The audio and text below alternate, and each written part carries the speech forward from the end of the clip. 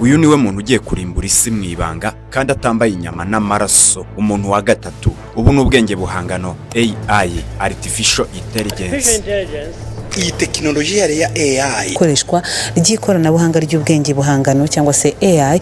Ariko se mbere yuko nakubwira ko uri umunyamahirwe ngiye kukumenera amabanga menshi ayuzi ndetse n'ayo utaruzi, banza wumve imbwirwaruhame nawe. Iyo artificial intelligence itagikeneye na bwa buhanga bw'abantu, ukeneye niyo nawe ukeneye bwa ya system y'imikorere y'abantu. None igeze kuri general dushobora gufata ibyemezo nayo igafata ibindi byemezo. amaye nka data. Niyo mpamvu ntabwo ari ukuba ngo mugire ngo Yesu aragarutse ariko araje pe yawe birakomeye. Hari ikintu gikomeye kiri kubakwa mu isi muri iki gihe, mu nganda, mu mabanki ndetse no mu biro byinshi bigiye bitandukanye. Iki nta kindi, artificial intelligence, AI.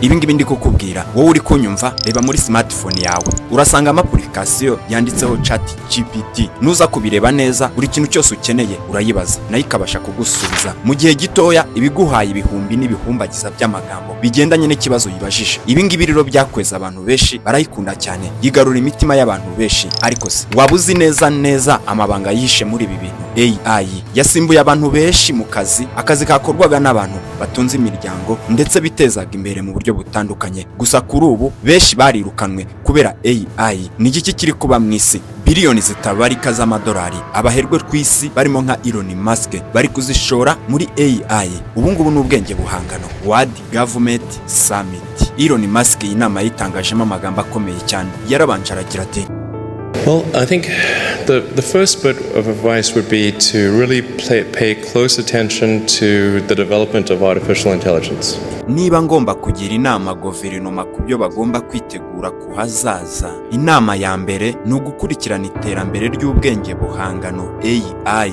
Ati tugomba kwitonda cyane mu buryo twemera AI no mu buryo tuyikoresha, kandi tugomba kwirinda ko abashakashatsi cyangwa abayikora bayijyana kure kurenza aho igomba kubiri. Bantu banjye, ndabizi hano ngeze ntabwo murasobanukirwa muri benshi, gusa ufite amahirwe wowe ugiye gukurikirana iyi documentaire. Ndagusaba witonde neza akantu ku kandi, kubera ko tugiye kumena amabanga ya Satani. Hari byinshi batinya kuvuga kuri AI, hari byinshi batinya kuvuga ku bantu bayikoresha, harimo n'abapasiteri. Hari byinshi batinya kuvuga ku bantu bayikoresha mu buryo bwo kumanipulatinga abantu. Ese ubundi misiyo ya AI na misiyo ya Kristo bihurira hehe?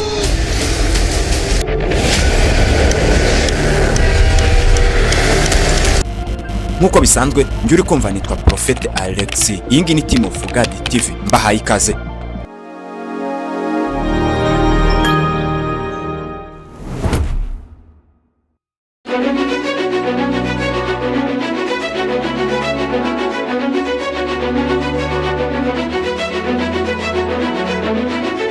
Nyemerera mpere hano, ibi bihe turimo by'ikoranabuhanga ndetse n'ubwenge buhangano, amaroboti. Uretse iby'abantu bareba aya marobo arimo arakora, hari n'ibindi abantu batareba. Ibyo bareba ndabica ku ruhande, ariko ngiye kukubwira ibyo batareba. Ese ubundi ibi bihe wari ubizi ko Bibiliya yabihanuye? Bibiliya yarabihanuye, nta kintu na kimwe kijya kibaho gitunguranye. Imana ibi byose yari yarabibonye. Nyemerera ngo ukore ku maso nawe, yenda nkarishya ubwonko bwawe, nawe uraza kureba kure. Hari by'ishuri bumenye, iki cyobo ntubashe kukigwamo. Ngaho nawe banza wumvira ijambo riboneka mu gitabo cya Luka 21:26. Haranditse ati, abantu bazagushwa igihumure n'ubwoba no kwibwira ibyenda kuba mu isi, kuko imbaraga zo mu ijuru zizanyeganyega. Iri jambo none se abemera Imana, abizera Imana mu dukurikiranye kuri Team of God TV, Imana yabigize uburakari? Ese ishundura z'ijuru zaba zinyeganyeze? Ni iki kiri kuba mu isi kidasanzwe ariko ikiremwa muntu kikabibona nk'iterambere? Uretse gato, murabimenyereye kandi murabizi hano kuri Team of God TV dushingira ku bimenyetso bifatika bigaragara. Ubu ngubu n'ubushakashatsi rurangiranwa bwakozwe na World Economic Forum. Ubu bushakashatsi bwakozwe mu mwaka wa 2023. Ubu n'ubushakashatsi bwiswe The Future of Jobs Report 2023. Kuri page yaho ya 20, ubu bushakashatsi bwagaragaje ko ubumenyi buke butazongera gukora muri iki gihe turimo cya none, kandi ko umuntu agomba kuba byibuza afite ubwenge buri ku rwego cyangwa se buri hejuru y'ubwenge bwa AI. Ubu bushakashatsi bwarakomeje buvuga ko abantu benshi bari basanzwe ari abaprofessioneri mu byo basanzwe bakora, kandi aba bantu bize bafite impamyabumenyi zikomeye bakuye mu bigo bikomeye bavuye mu isi bazongera bakajya gushaka ubundi bumenyi bwa AI. Wowe uri kunyumva, apartment yose waba urimo mu mirimo ukora, waba wikorera cyangwa se ukorera abandi, niba nta nosiyo na nkeya waba ufite kuri AI, ese waba uzi cyangwa se ujya ubireba uburyo akazi karimo karakugora muri no misi? Ibi ngibi nibyo barimo baravuga. Byanga byakunda uzakenera training kuri AI kugira ngo ubashe kugira byinshi utunganya mu kazi kawe. Ariko se uretse kugenda, ibi ngibi se byo warabimenye? Nitureba neza kuri iyi nyandiko kuri page yaho ya 5 turahasanga ikintu giteye ubwoba. Baragize ati hari impinduka ikomeye cyane kandi nini cyane ku isoko ry'akazi. Imirimo miliyoni 83 igiye kuvaho, imirimo miliyoni 69 izavuka. Ngaho nawe niba wankurikiranye ahangaha ngeze, mbere yuko nkomeza ndagira ngo nkubaze ikibazo. Kuri iki giteranyo ukuremo, ufate miliyoni 83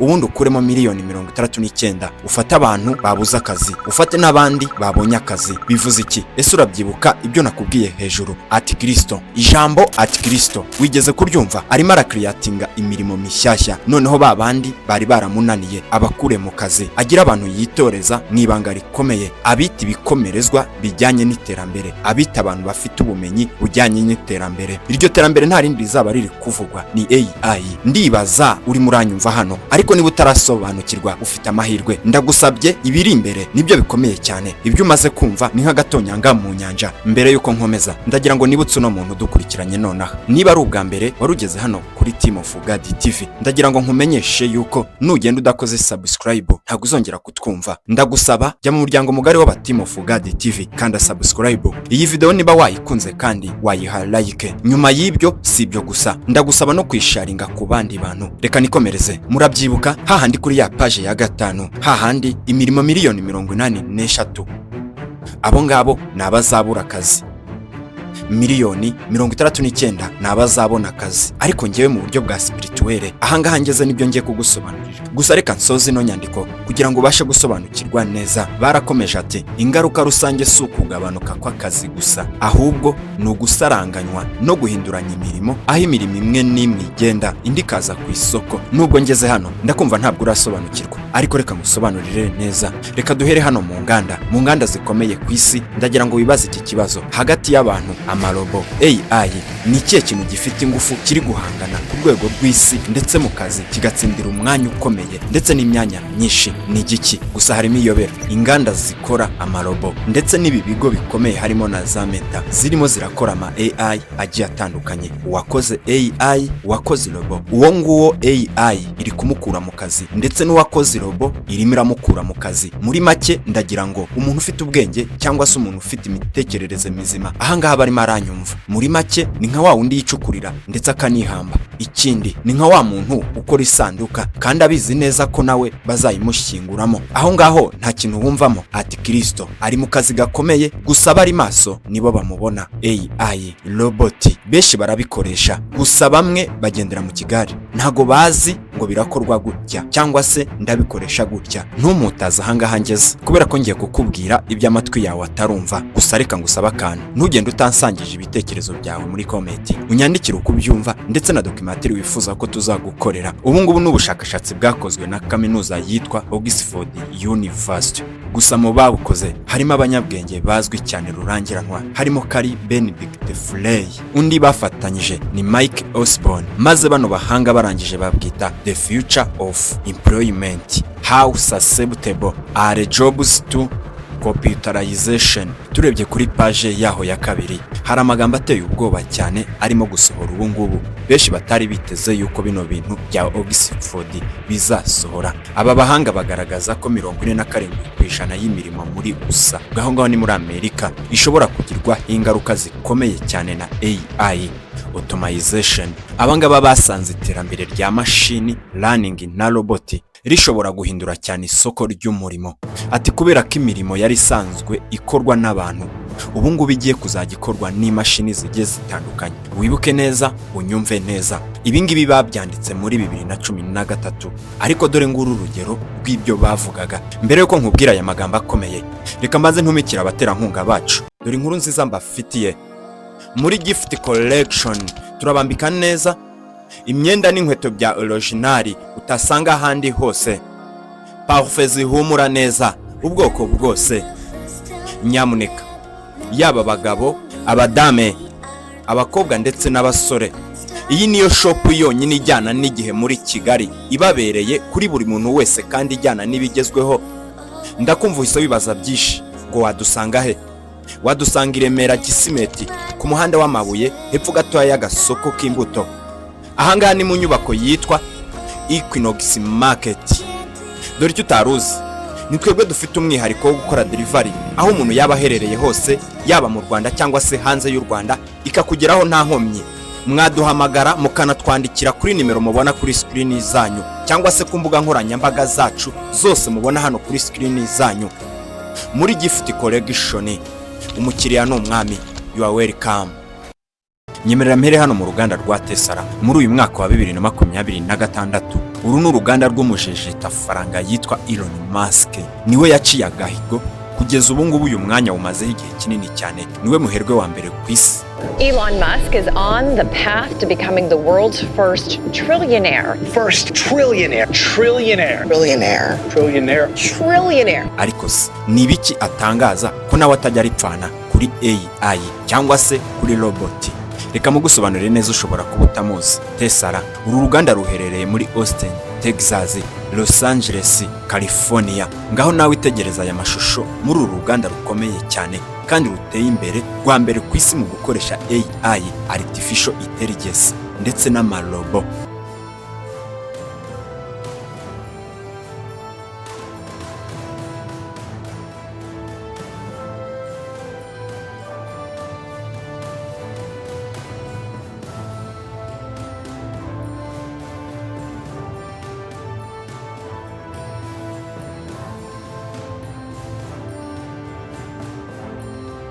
Muri Tesara hagati ya 60% na 95% by'imirimo ikorwa muri uru ruganda bikorwa na AI ndetse na robo. Iyo ukoze ubushakashatsi neza ugakora research, usanga abantu basanzwe barukoramo bakora maintenance n'imirimo isaba gufata ibyemezo. Ushobora kwibaza ngo abo bantu bangana gute kwijana? Hagati ya 5% na 40%. Urumva ko uwo mubare mu by'ukuri udashimishije. Intego ya AI cyangwa se intego y'abanyiri inganda nuko bashaka ko 100% bagera ku ntego zabo, imirimo yose ikagikorwa na AI cyangwa se robo. Mbese ni hehe isi iragana? Ariko se byandangaje, ese urabyibuka ibi ngibi ntago ari byo byari bituraje ishinga, ntago ari byo nashakaga kugusobanurira. Gusa ngenda neza mpereye akantu ku kandi kugira ngo ubashe gusobanukirwa neza icyo narishatse kukubwira hano ndetse n'umuburo w'Imana. Nyemerera twimuke muri ibi bya politike bya AI ndetse na robo, ahubwo turebe ni igiki cyihishe inyuma y'ibi bintu mu buryo bwa spirituel. Ese ni uwuhe mugambi Satani afite muri ibi bintu? Turimo turagana ku musozo, reka nkumenera ibanga. Ngaho nawe reba no mashusho yo mu gihugu cy'Ubushinwa. Iyi ngiyi ni robo. Robo iri gukoreshwa n'imashini, irimo irakubita umwana. Iyi video yababaje abantu benshi ku mbuga nkoranyambaga, cyane cyane higanjemo ababyeyi cyangwa se igitsina gore. Wowe ubirebye nonaha bishobora kuba nawe bikubabaje kubera ko birababaje. Iyi ngiyi ni robo. Uyu ni umuntu utambaye inyama n'amaraso. Uyu ni umuntu udakomereka. Uyu ni umuntu waremwe arakorwa mwibanga rikomeye kugira ngo asimbure ikiremwa muntu nyirizina ati Kristo. Reka nikomereze ndimo ndagana ku musozo. Ibi ngibi se Imana ibivugaho iki mu by'ukuri mu buryo bwa spirituel? Nyemerera turebe Abatesalonike ba 2 igice cyawo cya 2 umurongo wa 5. Haranditse ngo nuko rero bene data muhagarare mushikamye, mukomeze inyigisho mwigishijwe, naho zaba arizo mwigishijwe n'amagambo yacu cyangwa n'urwandiko rwacu. Gusa hano ku murongo wa 17 haratangaje, hari amagambo akomeye cyane. Imana ivuganye nawe ati ihumurize imitima yanyu, ikomereze mu mirimo yose myiza n'amagambo yose meza. Wowe wadukurikiranye tukaba tugeranye ku musozo, nubwo ikoranabuhanga rikomeje gutezwa imbere, ariko nyamara warebesha amaso y'umwuka wera ugasanga ari umugambi wa Satani. Ibi ngibi ntibigukange. AI, artificial intelligence, amarobo n'ibindi byose bizaduka, kuboko kw'Imana kubiri hejuru. Aya ni amagambo ya Bibiliya tumaze gusoma, ariko nanone n'ubuhanuzi kuri bamwe. Ntuyumve nk'amagambo asanzwe. Ngewe uri kumva ntabwo ndi intyoza mu kuvugira Imana, oya, ariko kubera guca bugufiya Imana ishobora kumvugiramo izi saha akubwira ijambo. ushobora kuba uri kunyumva ubona isi igenda igucanga ndetse isi igenda ihinduka, ariko nubwo ihinduka ijambo Imana yakuvuzeho ntabwo rihinduka. Uzaba ugomba kuba we, ndetse nukomeza kubaha Imana ukayubahisha ugakomeza guca bugufiya, Imana izakumenyesha iguhereza amakuru y'iki gihe, ibi bihe turimo ntibigukange. Ese niba uri umwana w'Imana wigira ubwoba, wigira ubwoba. Umubyeyi akunda umwana we, ndagira ngo nkubwire ngo nawe Imana iragukunda. Abantu tumenyeranye hano kuri Team of God TV hari ijambo, hari siroga, hari spirit dukoreramo ivuga ngo Imana ntabwo igitsindwa. Igihe cyose Imana itahukana itsinzi. Uyu munsi uri kunyumva ibimeze neza, ariko ejo bizamera neza. Ubayeho nabi, uri kubona mu by'ukuri urutwa no gupfa, ariko uri uw'agaciro. Ejo ubuzima bwawe buzahinduka. Ndagusabye wizerere muri aya magambo. Kumenya ibihe, Imana ikakubwira byinshi, Imana ikakuganiriza, ni uburyo bwo kugira ngo utazatungurwa n'ibihe, ndetse nusaba ubwenge Imana izakuyobora muri byinshi. Byose bijye biza ariko bigusigura amahoro. Umuyaga ntacyo uzagutwara, bakora ibisasu kirimbuzi, bakora ibiki, haduka ibiki. Ndagira ngo nkubwire ngo abantu b'Imana, Imana irabarinze kubera ko itagitsindwa. Ngewe wumvishije nkuko bisanzwe nitwa Prophet Alex. Gusa nyuma yuko nkubwiye izina rye, nawe ndagira ngo mbwire iryawe muri comment. Ndifuza kugira umuryango mugari, ndetse nawe urimo urwego waba uriho urwo arirwo rwose, upfa kuba wumva ururimi rw'Ikinyarwanda cyangwa se ururimi rw'imbaraga z'Umwuka Wera. Binyandikire muri comment, ndetse ndishima cyane nukora subscribe, kubera yuko ibingibi biratuma uzajya ubona video dushyizeho yose hano kuri Team of God TV mu bambere. Ndabakunda cyane, nimunyemerere iyi video muyisakaze kuri buri wese. Irimo ubutumwa, irimo ivuga butumwa, kandi niba wifuza igice cya kabiri cy'iyi video uratwandikira nanone muri comment, tuzabikora. Icyifuzo cyanyu ni itegeko kuri twebwe.